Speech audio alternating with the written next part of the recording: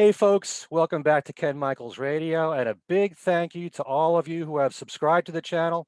And I also want to take this time to thank all of you who have written to me in response to the videos that I've been posting. I get a big kick out of all the comments that you've been sending, and you may have noticed that I write back to most of you. I really enjoy when you contribute comments for all the different videos and interviews that I've done. And so keep sending them. And I love what I'm doing here, interviewing people who are in the Beatle world. And my guest on today's show is certainly no stranger to you. She's one of my co-hosts on the bi-weekly solo Beatles podcast called Talk More Talk, a solo Beatles videocast. She's on with me every other Monday night at 9 p.m. Eastern on our Facebook channel. And she's also the author of many books, including Songs We Were Singing, Guided Tours to the Beatles' Lesser Known Works. Also, this fine book on Michael Jackson FAQ, All That's Left to Know About the King of Pop. And most recently, this collaboration with Ken Womack, who is a frequent co-host on Talk More Talk, Fandom and the Beatles. She is also known as the queen of Beatles social media.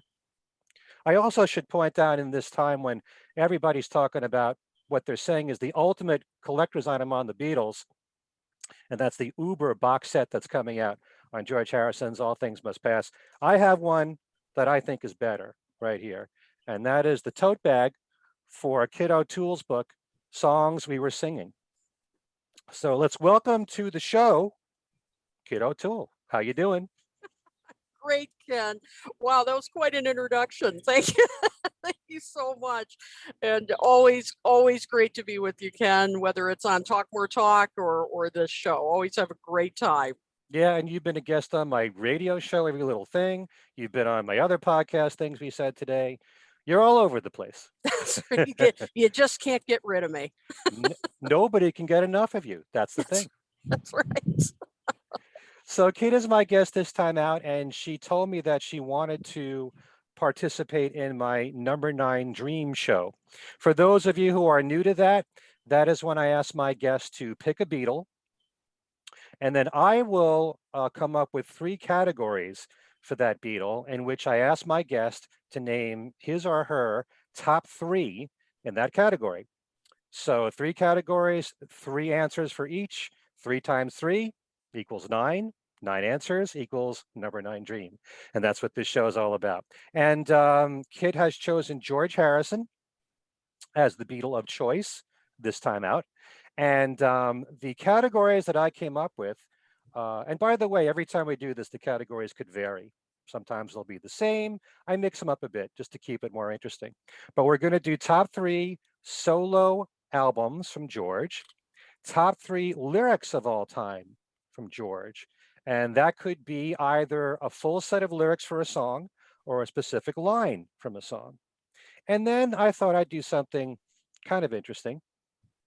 Top 3 underrated George Harrison Beatles songs, songs that George Harrison wrote. The reason why I wanted to do that is because I know anytime we do something on George Harrison, if it's a Beatle question and it's about songs, if it's a top 3, there's always the possibility, nothing wrong with this because they're all great songs. A lot of people are going to say something, Here Comes the Sun, While My Guitar Gently Weeps. Nothing wrong with that, like I said, but I thought we'd do something different so we can focus on the other songs that George wrote in the Beatle catalog that you feel, Kit, are underrated. Thought that'd be a different, interesting angle. So why don't we start with George's solo albums and which you have picked for your top 3.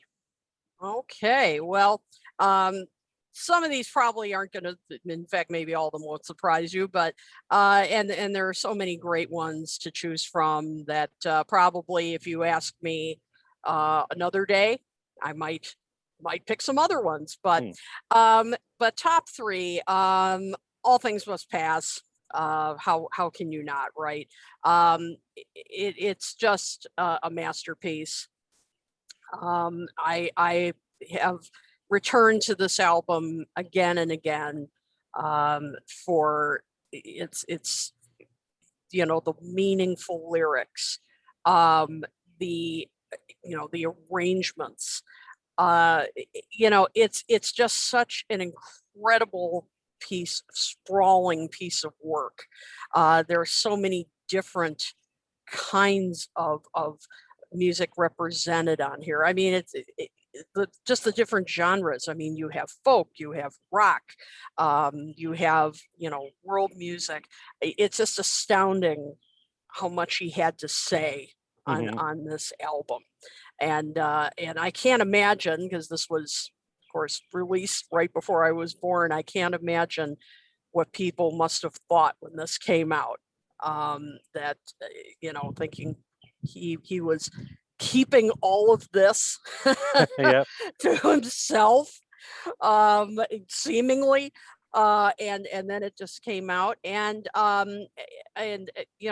just listening on headphones to the production, and yes, Phil Spector at times. I know George has mentioned the it mentioned years later about too much reverb, and that's, Hmm. we'll find out in this box set how much they got rid of that. But still, the different instrumentation that is used on these. I mean, it's just so dense. The arrangements are so dense. The lyrics, and one of them we'll be talking about in just a little while. um, so much of it applies still, today. Songs like "Isn't It a Pity," Hmm. "My Sweet Lord." I mean, you still hear it played today Hmm. because it just applies to so many people. And I love his lyrics. Again, we'll be talking about this later, but how they can apply to spiritual love or romantic love. It's an album that touches everybody. And I just still think it is a staggering, staggering achievement. Yeah, well, he exploded with this album from years and years of buildup and a backlog of songs during the Beatle years, plus the newer songs. And that's what you got in All Things Must Pass. Yeah, I sometimes can't believe this album and just how great it really is. And also when you study at the time all the other songs he was writing that didn't make this album, and it Yep. made you realize how amazingly prolific he was. And yeah, I was going to ask you about the Phil Spector production because, we are living at a time when a lot of people like simpler, stripped down production. I brought this up many times in our shows. And like you said, even George, before he passed away, he was commenting about too much reverb and everything. But, for me personally, I can't imagine this album being produced any other way than the way it was. It really has a feeling of spirituality to it. And I always think of that poster that came with the album with George in the hallway and the stained glass window behind him and thinking like he's in a cathedral or something. And that's what the sound, it kind of it's what I would envision what if some of this music was played in a church or a cathedral, what it might sound like. And I think it worked, for that particular reason. I used to really come down on Phil Spector. I was not a big Phil Spector fan, and I can't say I love all of his productions, but for some of the songs, they did seem to call for kind of a big sound, didn't they? Hmm. I mean, kind of as you said, um, like they should be played in a cathedral, and Hmm. and because he was making huge statements about the world and about spirituality, and it does seem like some of the songs did call for this kind of booming, larger than life kind of sound. And it does seem like I love stripped down production as much as anybody. I mean, Hmm. I love that. But and it'll be interesting when the box set comes out to see if they do strip away some of that to kind of compare it and see if how much that changes some of the sound. But yeah, I mean, as time has gone on, um, I've listened, I've considered Phil Spector's production in a new way. And I thought, well, some songs do call for that bigger sound. Hmm. So I've kind of mellowed on Phil a little bit more over the years. Again, I'm still not his biggest fan, but I think some of the songs, like Wah Wah, a Uh-huh. song like that. I mean, that to me, it sounds, like that needs a big sound because he was so angry on that song. And so it shouldn't have too stripped down song. Sound. I want it to have a big, you know, dense kind of sound. And I can't imagine it being you know, too stripped down. I mean, I think it would lose some of its emotion if Right. you did that. So yeah, so well, it's going to be fascinating to see what comes of this box set. But I'll tell you, and I know people are going to watch this and say, oh, big surprise, picking All Things Must Pass. But how can you not? It's it's a masterpiece. I mean, it's just it's an album that as I said, throughout, ever since I've become a Beatles fan and then a solo fan, I have turned to this album again and again. I mean, what can I say? Right. And in a way, kind of like what you said, songs like Wah Wah, and I think version one of Isn't It a Pity, Hear Me, Lord, those Hmm. songs call for this kind of production. Whereas I think the more simpler production like Apple Scruffs or Behind That Locked Door, Yeah, it worked for those songs. exactly. So in a way, I kind of feel like it's perfect the way it is. I'm kind of Hmm. curious. I do want to hear the new mix and everything, Yep. but I'm also one of those people, I guess, at times that's a purist because, it worked for me all these years this way. And part of the reason why it was successful is because of the production, although the songs always matter more to me than the production. But, Hmm. and I also think sometimes that an album like Living in the Material World, which is my favorite album of all time, Hmm. has got a lot of very spiritual stuff from George, but doesn't have the Phil Spector production, Yeah. except Yep. for Try Some Buy Some, which comes from that earlier era because he wrote that for Ronnie Spector. But would you have preferred the songs from All Things Must Pass with the production of Living in the Material World? That's a good question. Yeah, that's a good question because in a way, it's hard to imagine them without that production because you're Yeah, so used to hearing the Phil Spector kind of right. productions. And yeah, I mean, it's hard to imagine them the other way. So yeah, it's this box set. I'm really excited. Yeah. I'm really excited to hear this and to see what these new mixes will be like.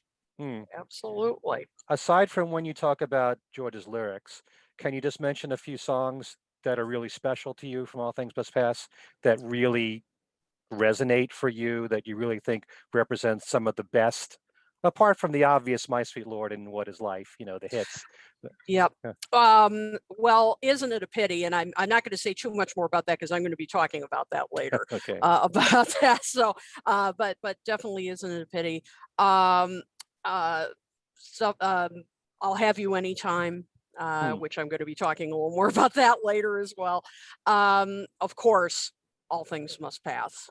I mean, that is a gorgeous, gorgeous song, and so philosophical Hmm. about nothing lasts forever, and so we have to that you know that bad times won't last forever, Hmm. and so it will pass, but of course, and that nothing is permanent, and that's something that's hard to accept, and but in some ways it can be a comfort, but it can be hard to accept as well. And it's such a, I mean, what a philosophical statement Hmm. to ponder. And it's just such a majestic kind of arrangement. I love it. Behind that locked door Hmm. that you mentioned, that is wonderful. If not for you, I love his version of that as well. Oh my gosh! I mean, that's just a sampling of all the songs I love on there. It's Wawa, of course. I Hmm. love, as I call it, Pissed Off George. I love Pissed Off George. There's That's plenty in his and catalog. there's plenty, but that's Yeah. my favorite Pissed Off George. I mean, well, that and Not Guilty. Those are my two favorite Pissed Off George. But Wawa is probably my favorite of that genre. Uh, and, so I mean, so many. But you see, I mean, there are just so many different topics that he covers in that about, yes, he talks about anger, but just talking about um, I mean, he just really makes you ponder these questions of life and Hmm. and kind of asks you to face some uncomfortable aspects of life too. And it really challenges you. Yeah. And And that's how what I many love rock about it. stars? How many rock stars were doing that? Exactly. You I know. mean, that's the thing. An album that really makes you think. Hmm. That's what I love about it. Mixing rock and the spiritual. Nobody could do it like George Harrison. No, absolutely not. Okay. What's your second album? Okay, second album. I'm sure this won't surprise you at all because I've talked about this many times. 33 and a third. I love this album. This is and I'm glad that in recent years it's gotten way more attention because I think All Things Must Pass is was such a sprawling epic piece of work that 33 and a third used to get really overlooked. Hmm. And I'm glad, I think in recent years, I mean, pretty recent years, it's gotten more attention. I think this was such, a great piece, not as dramatic as perhaps All Right. Things Must Pass. Um, but he was in fantastic voice. And, you can also hear, he was in kind of a happier place on this album. You can really hear it. So many great moments. There's you have humor with Crackerbox Palace. That's such a terrific song. I love me some R&B, and so I love Pure Smokey, his Yep. his tribute to one of his idols, one of mine as well. Hmm. So I love that. Um, Woman, Don't You Cry for Me. I mean, that bass on there, I think that's Willie Weeks, if I'm not Hmm. mistaken. I mean, that popping bass on there is just incredible. But you also have that mixture of spiritual and romantic with Learning How to Love You. Oh, gorgeous song. Isn't that gorgeous? I love that song. And I love his voice on that. It's just so, so gentle. He goes from Crackerbox Palace where, he's clearly having fun and everything, and then goes to that gentle tone. I mean, you really hear his versatility Hmm. on this album. And of course, well, and then this song, we have Pissed Off George again. Hmm. And, You would be if you went through the lawsuit for My you Sweet bet. Lord. You bet you would. Absolutely. And then, of course, you have, a nod to, his roots with True Love. Hmm. There's just a bit of everything on this album. And I just think this is absolutely one of his strongest efforts. And it's just, beautifully arranged and produced, great vocals, strong songs with, as I said, a mixture of everything. He's clearly, was clearly in a good place when this was recorded. And This is another one I turn to again and again. Hmm. Wonderful album. You mentioned Learning How to Love You, which is one of my favorite love songs from George. Yep. But and I think you said that was R&B. I kind of call it light jazz in a And way. oh no, I didn't call that R&B. No, that's not R&B. No, I Okay. meant no, I meant Pure Smokey Oh yeah, definitely.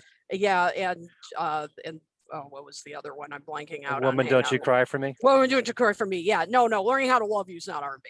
No. Yeah. But yeah, it is. It is kind of a light jazz kind of feel. I A- totally agree. And actually, Pure Smokey has that feel too. Yeah, You know. Yeah, Because you kind of think about does. it, George, and I said this on one of my other shows, I think Far East Man was kind of like the start of this light jazz Mm-hmm. approach. And he was Agreed. also working on that album with the LA Express, and so you had that kind of an influence going in there. And Learning Mm-hmm. How to Love You, that acoustic guitar solo in the middle. Oh, Gorgeous. precious. Gorgeous. Absolutely gorgeous. Yeah, I mean, he had just a great set of musicians around him. I mean, just some of the best Hmm. studio guys of their time. And the results are there. Terrific songwriting. And I know part of this, was that I think he was told to tone down the preachiness Hmm. and so forth. And yes, he does, but he still manages to get through spiritual messages. He just, perhaps doesn't, he's a bit more subtle about it Right. with songs like Learning How to Love You. And again, I just thought he was such a master at writing these songs that you could interpret however you wanted to. Hmm. That, as I said, you could interpret them as romantic, but he wrote them in a way that they could also be spiritual. Learning how to love God, or and I just he, as I said, he was just such a master at doing that, and so he was communicating his spiritual side, but just not hitting you over the head with it. Yeah. And yeah, I just love this album. Just gorgeous from beginning to end, and with a good dose of humor too.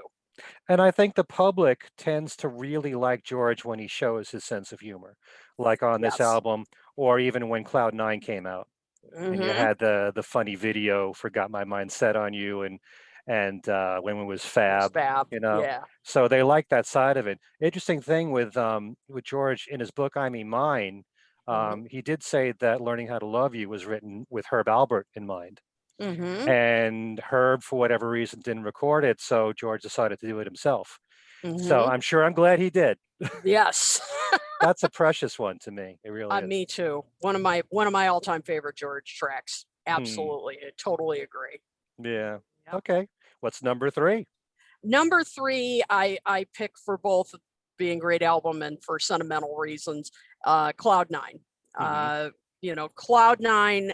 This came out when I was a sophomore in high school, and it was the album that really well, first of all, it was just such an exciting time, that George sort of coming out of retirement, to semi-retirement, to Yeah. come out with, so there was this hype that was surrounding this album. Everybody was just so excited.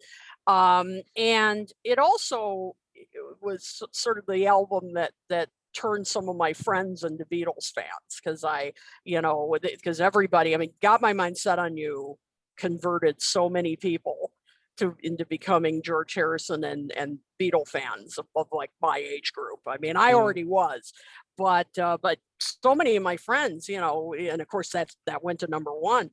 Were like, wow, this is a great song, and I, say, mm. that's George Harrison. He was a Beatle. I mean, I was like, educating them on that. And so listening to this album, brings me back to high school. But on another level, it was just a great album. Jeff Lynne. I've had issues with Jeff Lynne's production on and off over the years. I've thought at times, he sometimes, tends to make everything sound ELO-ish, but he did a fantastic job on this album. I think he and George were such a great team. I mean, no doubt Mm. about it. And this proved it. This album. Jeff really knew how to work with him and not overwhelm him with the production. And again, George just sounds so happy on this album, and so many, you again, as we just talked about a minute ago, you have humor on here. I mean, When We Was Fab, just some great, you know, I think generally affectionate, poking fun at the Beatle days. Hmm. You have Devil's Radio, which I will talk about in just a little bit.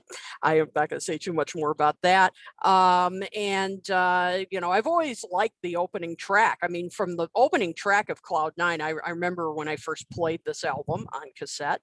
And From that opening track with those horns, with those sort of like the Hmm. horns kind of snaking through it, I just remember thinking, ooh, this is going to be great. Mm. This Is Love is actually one of my favorite singles, not only of George, but from the 80s. I thought Mm. that was a terrific single.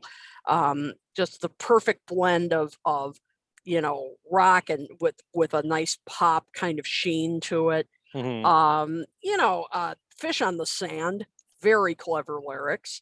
Um, just from start to finish, I just thought it was just the perfect blend of clever lyrics, great production.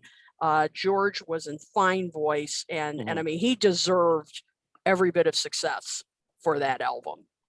And it holds up. It really doesn't sound dated at all. Mm.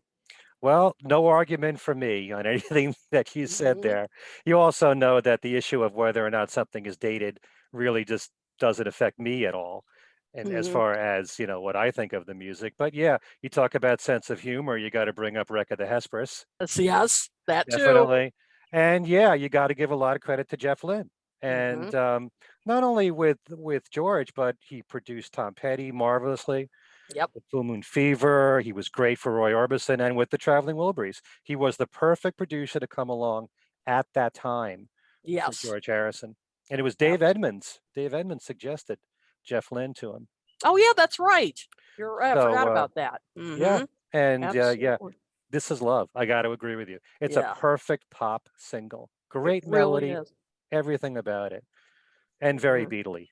It is. Yes, it is. I mean, yeah, it is, but that's okay. That's what makes it so great. So Hmm. yeah, I just yep, for personal reasons and for creative reasons, that's a great album. I Okay. love it. And I should say very close runner up, George Harrison, the album. That almost made top three. Came very close. You're giving me ideas for our Talk More Talk show. Oh, good. Hey, Let's that's let's great. yeah, pissed off George. Yes, that's a good. Yeah, that'll be a topic. Pissed off George. I love it. uh-huh. I'll work that into every little thing too. Good. Yeah, that'd be a good theme for your show. Absolutely, pissed off George. Okay, why don't we do the Beatles side of things and Okay. hear your top three underrated George Harrison compositions from the Beatle days. Okay. This was fun to do because as you know, underrated Beatles songs is kind of my thing. So Hmm. first one is I Need You. Hmm. Always like this track. I really love the guitar sound on this. I love uh, that sound of the George playing. I think it was the 12-string Rickenbacker that he plucked while John knelt in front of him and manipulated the volume control. Hmm. That effect was just so different. I mean it trying to I've always struggled to describe that sound. Um, We you know what you know, mean. but you know what I mean? I mean, Yeah. it just was so different. Um, and they would of course use that sound again for Yes It Is.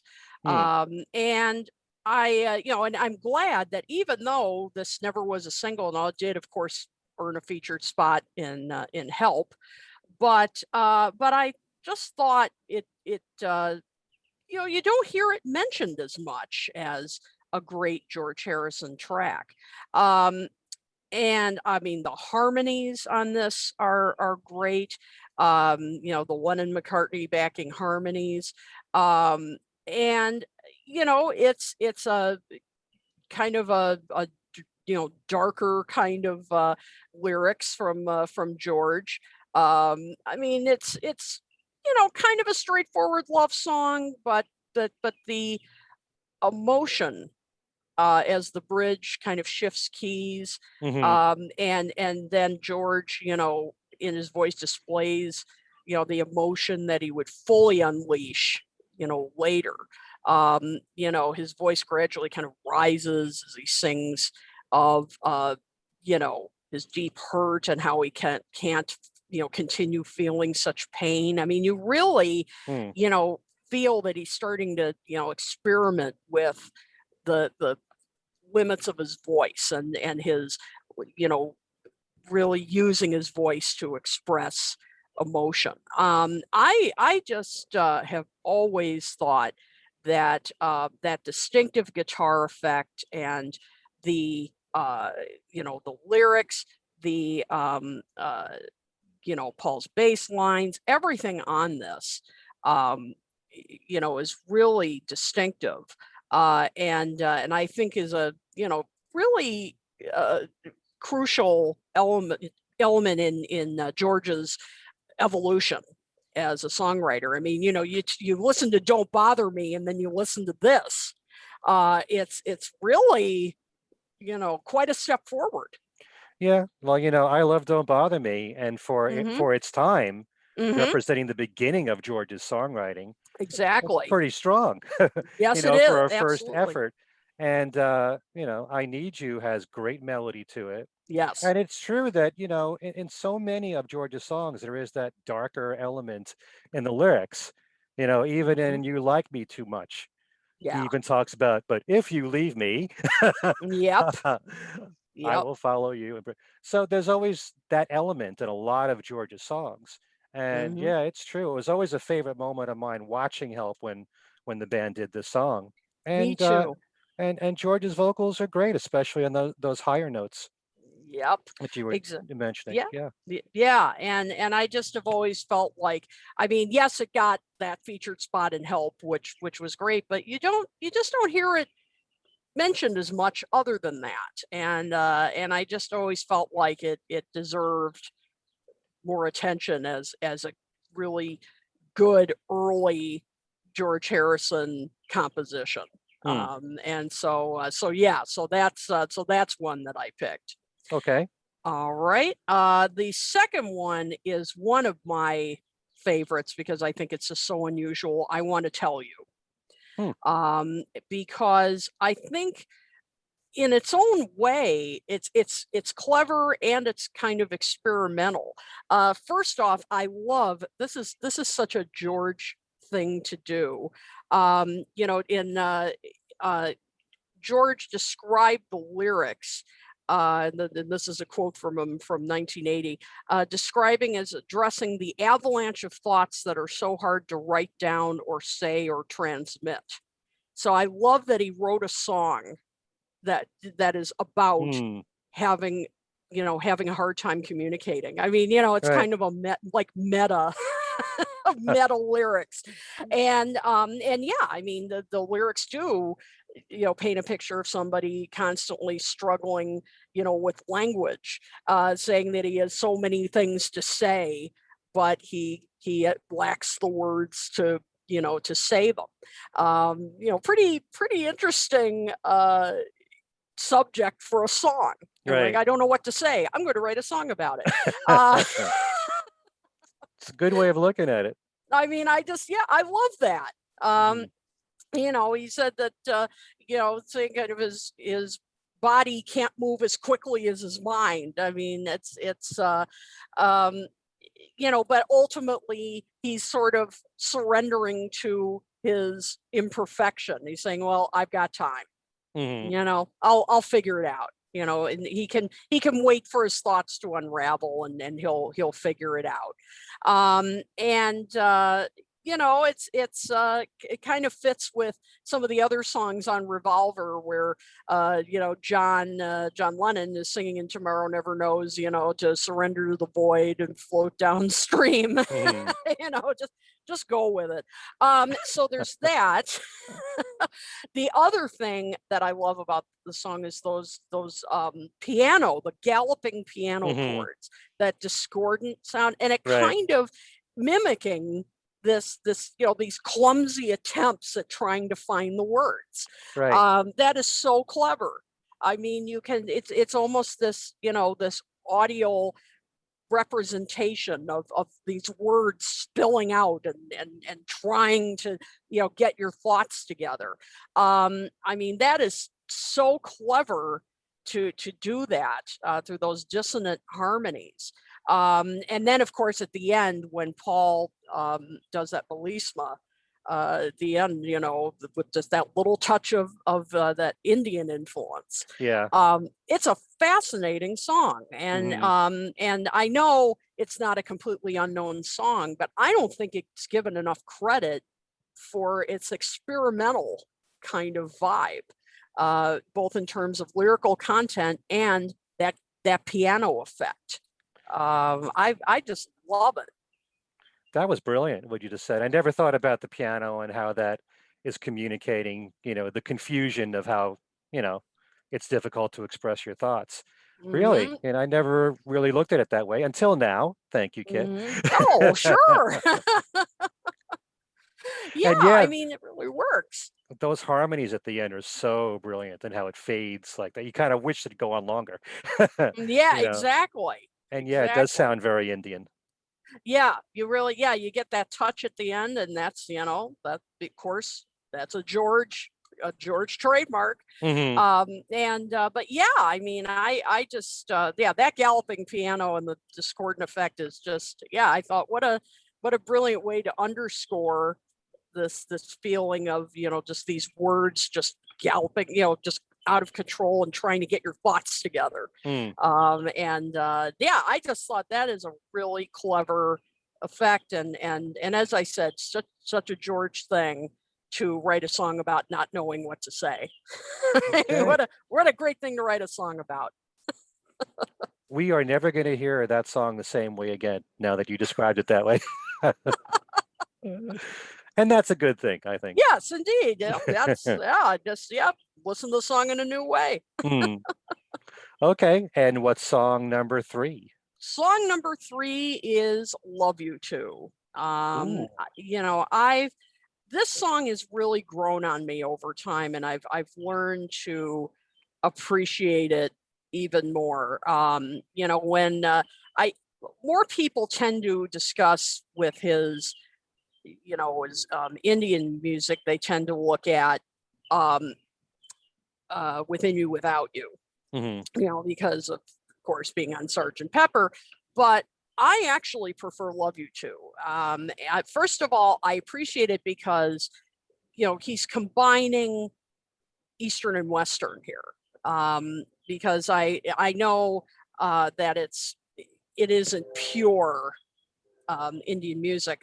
Some years ago, I went to a conference at University of Michigan at Ann Arbor, and on Sergeant Pepper, and um, saw a fascinating lecture, and they brought in some uh, musicians Hmm. who were experts in Indian music, and they talked about this, and they showed how George used some Western conventions uh, in that it deviated from traditional Indian music, and they weren't saying that that was wrong or anything. They were just showing the differences, and it was pretty intentional because I think George knew that if he wanted to introduce the music to a larger audience, he was going to have to do it in a certain way so that Western audiences would accept it, and Mainstream it kind of. mainstream it exactly. Hmm. So, and introduce it in a way so that there'd be some familiarity with it. Hmm. And "Love You Too" is a good example because they, like in this, he used a more common, verse, refrain. I mean, that's not really typical in Indian music. So, but I think he was smart to do that. But at the end, when it speeds up and there's that raga at the end, I mean, that is incredible. The lyrics in this, I think, are incredible. I love the lyrics. Each day just goes so fast. I turn around, it's past. You don't get time to hang a sign on me. There's people standing around. They'll screw you in the ground. They'll fill you in with all their sins you'll see. I mean, a little bit of pissed off George there too. Come to think of it. And darker George. Darker George. But then, advocating, of course, make love all day long. Lifetime is so short, so, you've just got to live while you can and all that. So there's that message as well.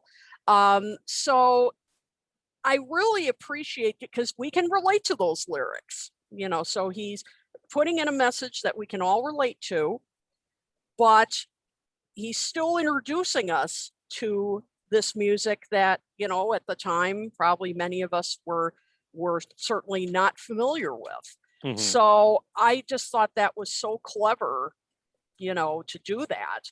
And so it was accessible. And I felt like he did that in a better, for me, a better way on Love You Too. And I just don't think he gets enough credit for this track than, you just hear more about Within You Without You than Love You Too. And I don't think he gets enough credit for Within You Without You. Yeah, well, and that too. But you just tend to hear about it more because it's on Sgt. Pepper, Right. And everybody talks about Sgt. Pepper. And I know people talk about Revolver too, but I've always thought Love You Too was a really brilliant piece of work. Do you think that people still haven't fully appreciated Within You Without You? I think it's really above a lot of people's heads still after all these years. Yeah, I think so. And I will fully admit it took me a long time to appreciate it too. It did. I mean, certainly when I was first getting into the Beatles and was much younger, and yeah, your first response is, what's this? I don't understand this. And I think that's why he was smart, like with Love You Too, to do it in a way that it wasn't, it may not be, pure Indian music, but I think he was smart not to do it that way because he did it, structured it in a way that would be easier to grasp for Western audiences by, having it a bit more structured, because otherwise I think it would be a little hard for us. So, gradually introduce it to us in a way that, by using a structure that we can identify with. Sure.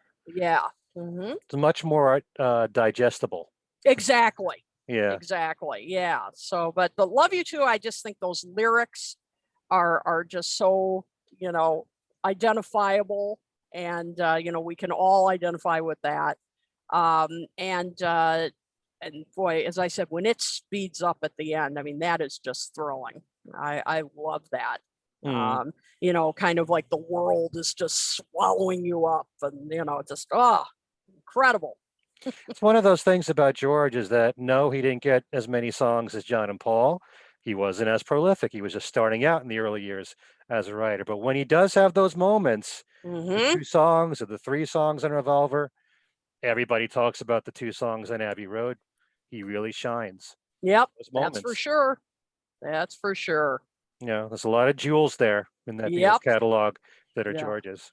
I know, and boy, it was hard to narrow this down to 3.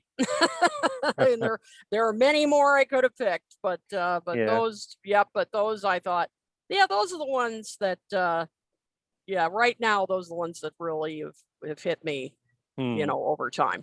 Yeah, and I love reading fans' comments online, especially in recent years. So many people talking about "It's All Too Much" as being one of the best Beatles songs that doesn't get enough credit. Yep. Yeah, and some years ago that song was, kind of dismissed by a lot of people, and over the years, it's gotten a lot more credit. So Mm. it's funny how as times change that that happens. It's really Opinions, interesting. opinions change. We That's talk about right. this all the time on our shows. Exactly. Exactly. Okay, so let's move on to our final category, which is George's lyrics. George's best lyrics for you of all time, which is Oh, tough to narrow down to three. oh man. So yes, that's what I want to say. These are my three for today. Yes, Just for just for today. today. Very good. Oh boy. Yep.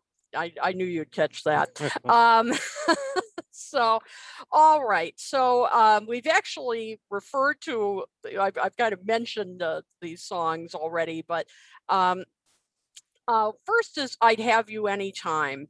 And I love his technique in these lyrics. Um, his use of alliteration here. Let me in here. I know I've been here. Let me into your heart. Let me know you. Let me show you. Um, and the way let me say it, let me play it. Um, I just love how he sings that. It just Mm, so really with the way he when he sings it, it just sort of flows. um and I just when he sings it, it just so and let me know you, let me show you, let me grow upon you. Oh, I beautiful. mean, it's beautiful. Mm, It's really poetry. And so it just the way he sings it, it's just so kind of, and again, it's kind of, you could interpret it different ways, but it's so kind of seductive and but also eh, it just rolls over you. And I just think that's songwriting right there. mm, I mean, that is really, um, you know, let me know you, let me show you, let me roll it to you. hmm. I just think that is really thinking about sound, and how it sounds just, from, vocally. Sure. And it still makes sense. I mean, Hmm. it still makes sense. I mean, it's, I'm not saying he's just filling in words. I mean, this isn't like the case of like scrambled eggs, just throwing in words.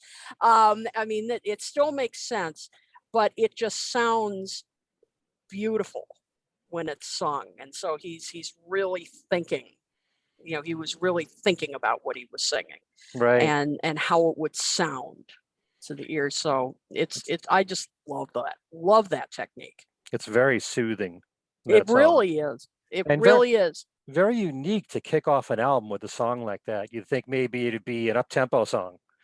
Yep. This is more like one that's just, mid-paced. It just goes along, and but everything works the way it does. The arrangement is very important in that song. It And is. yeah, of course he wrote that with Dylan. Yep. And Exactly.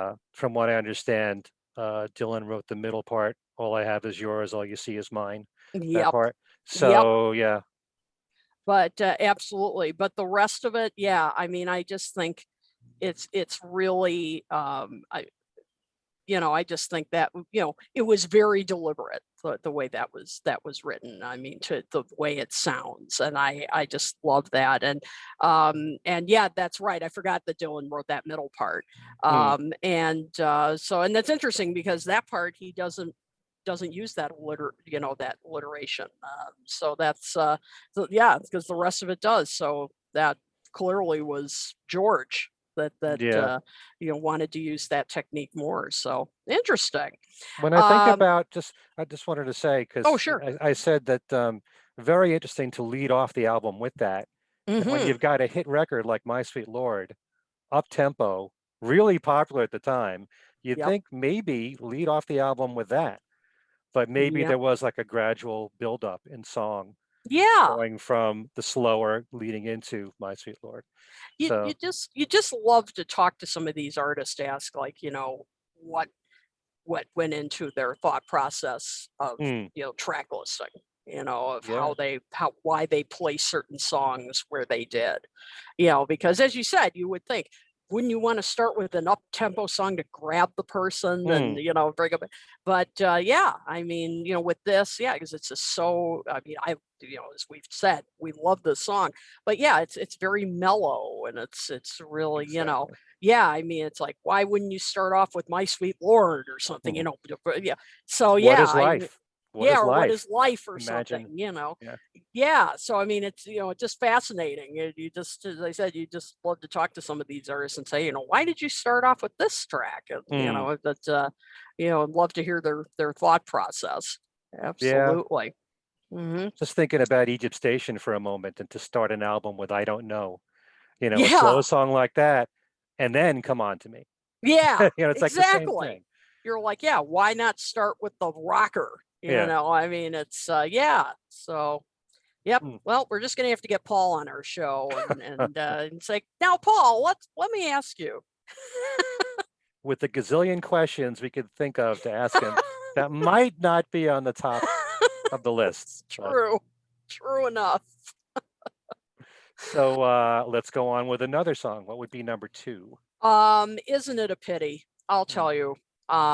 These words just, I mean, they're as true today as any time.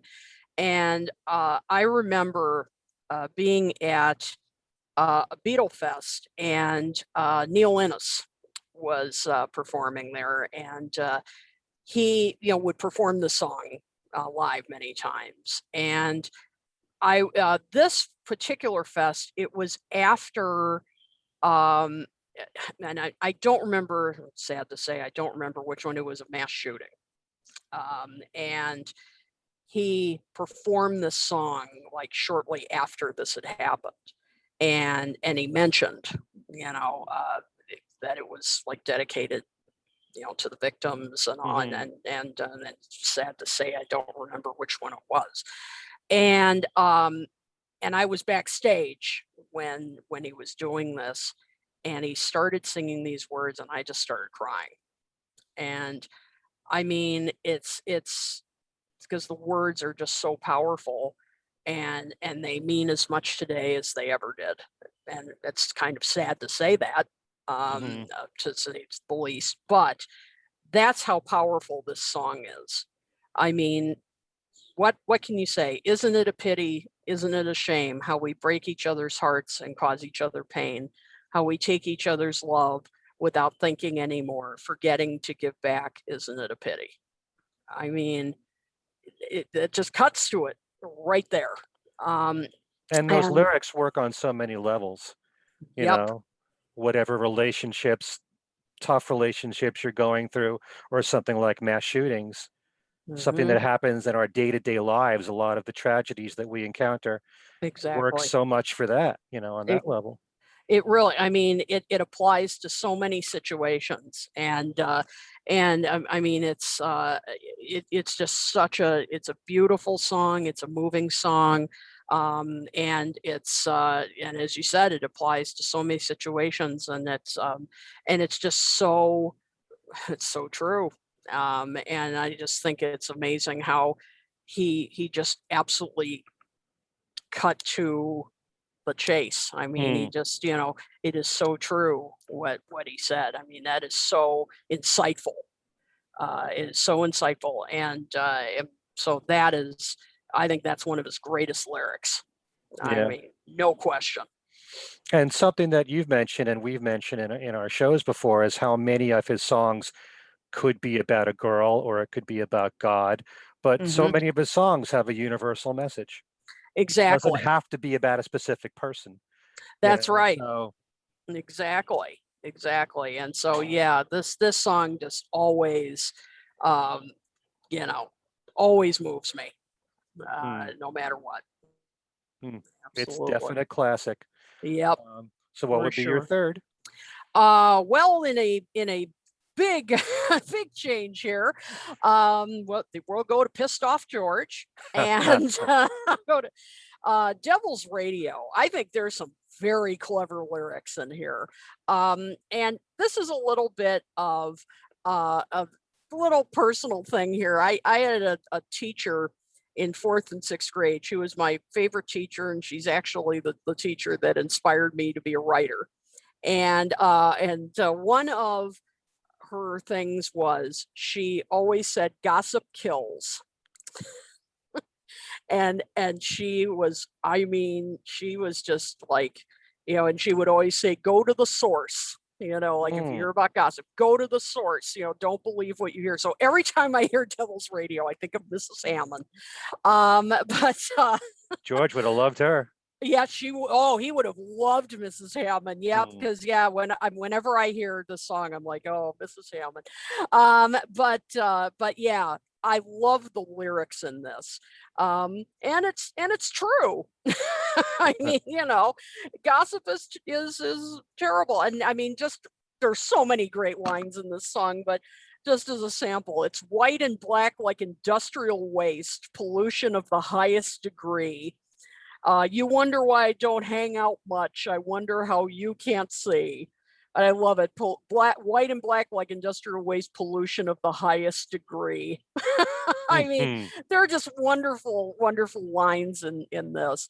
And then just the calling it the Devil's Radio. And I mean, he just goes to town on this song. And as I said, I love Pissed Off George. And this was one of his finest moments. He got his revenge on this track, and he has fun. He has fun doing it. You can tell. And it's just another great example of his humor. But it's pointed. I mean, he's having fun and he has some funny lines, but he means it. I mean, you can tell. I mean, he's certainly he's genuine, but just some wonderful, wonderful lines in this, and so every time I hear it, I mean, you've got to laugh, but it's true. And I used to have a lot of fun with that song, talking it up and saying, "Here on the Devil's Radio," Absolutely. And if anything, since George's passing, with the internet being more and more powerful, it's even more so now. Exactly. Before. You can add social media to that. I wonder what George would think of Beatle podcasts. Uh-oh. Yeah, right. Yeah, I hope we're not part of the Devil's Radio. I hope so too. Yep. Yeah.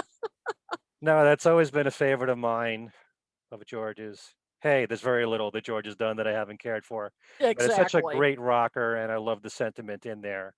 And, for someone who's very much, I've always been a stickler for accuracy and not saying something is, there's so much inaccuracies that we've seen in Beatle books through the years, or things that haven't been corroborated. And I hate when that gets spread, on the internet. And so, I wonder what George would have to say today if he was alive about all the things that are said about celebrities and people like him or the other Beatles. And he'd probably write another song just like Devil's Radio. That's right. And yeah, this is yet another case of a song that still has meaning today. I mean, that's absolutely. And yeah, you just need to add the internet, and it's it's the same thing, unfortunately.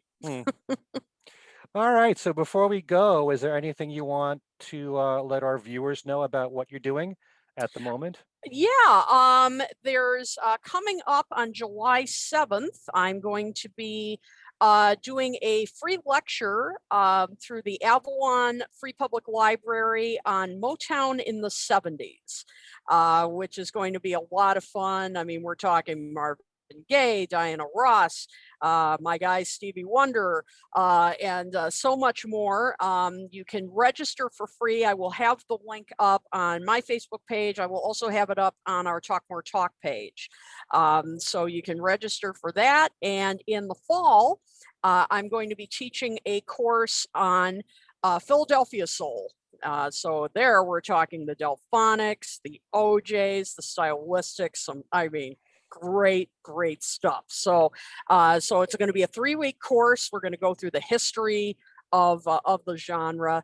And that's going to be, I'm going to teach that through Monmouth University. That'll be on Zoom. You can register for that. Again, I will put the link up on my Facebook page and Talk More Talk. And of course, we've got our Talk More Talk episodes. So go to our Facebook page for that, for all the latest information. And I think that's it right now. Yeah. And many of my followers don't know the other side of me and the other songs, the other artists that I love so much. You said Stevie Wonder's your guy. He's my guy. He's like my Yep. favorite artist next to the Beatles. And one thing that you and I share in common is our love for R&B. Mhm. From the '70s in particular. I love the '60s too. But you're mentioning like all the Philly soul. Oh my God, it's like I can't get enough Harold Melvin and the Blue Notes and the Yeah. OJs and those artists and I love all the Motown stuff too. And so, God, we should do a show on this. We should. Oh my God. I saw your eyes light up when I said stylistics and that other stuff. I saw your Sometimes eyes. I swear when I'm in the car, if Love Train comes on, Yeah. I'm like, blast it, blast it. Yep. Yep. For I the love Love of that song. Money is my jam. I Oh love yeah. that song. I always bring up that song because John Lennon, when he wrote What You Got, he said he was Mhm. influenced by that song. If you listen to the guitar parts in the Oh, song, oh, interesting. yeah, if you listen to the introduction of For the Love of Money, Mhm. it's kind of similar what's done on What You Got. Mhm. John Yeah. loved R&B. Oh, He loved yeah. disco. So, Yep. Absolutely. That's but why he's our guy too. along with three others. Yes. So. But send me the links that I can put in my description box of everything that you just mentioned. I will do that. And to everybody watching, please make sure that you check out Talk More Talk, a solo Beatles videocast. Like we said, it's every other Monday night at 9 p.m. Eastern on our Facebook page. After that, Kit, who does all this amazing work, places it on every platform in the universe. There's no way that you can miss it, and it's also on our YouTube page. So please subscribe to that as well. And I've got my other podcast, Things We Said Today, another one to subscribe to. And thanks to all of you who have subscribed to this one. And lots more interviews are coming your way. So tune in, as Mark Lewison might say. And we'll be doing some more very soon on this channel. Thanks so much for watching, and we will see you next time.